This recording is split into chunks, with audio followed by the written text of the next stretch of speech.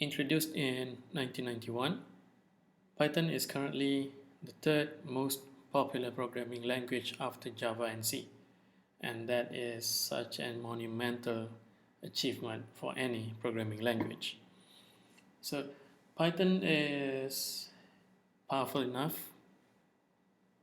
to work on par with Java, but simple enough to be learned by even the most novice of programmers.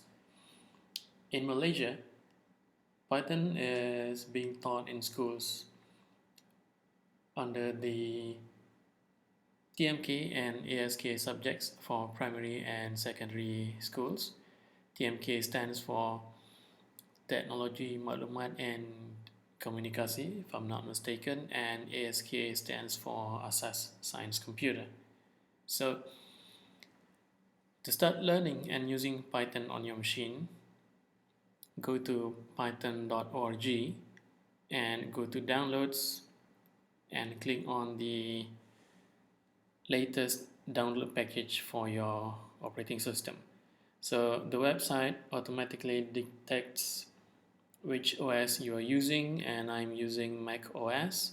So the latest stable version is 3.8. So download the installation package, and after which you will get two applications called Idle and Python Launcher. So the launcher controls the library, and whereas the idle is the IDE for your Python.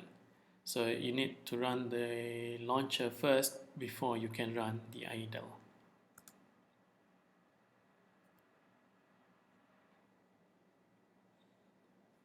Okay, so I have both launcher and idle running. So I'm using a very old machine, so I need to run them first before I start this video. And we're going to learn a few basics of Python as well as the science of computing. So let's begin with numbers. Now in Python, you have a couple of data types supported by Python, which is numbers, strings, lists, and etc. So we'll start with numbers. To use Python, just open your Python shell and you can type away something as simple as 2 plus 2 and click on return. So I'll get the answer of 4. Or you can type something like 50 minus 5 times 6, press return, and the answer is 20. Or you can do something more advanced, 50 minus 5 times 6 divided by 4, and the answer is 5.0, so that's a floating point value. So yes, Python supports double digits.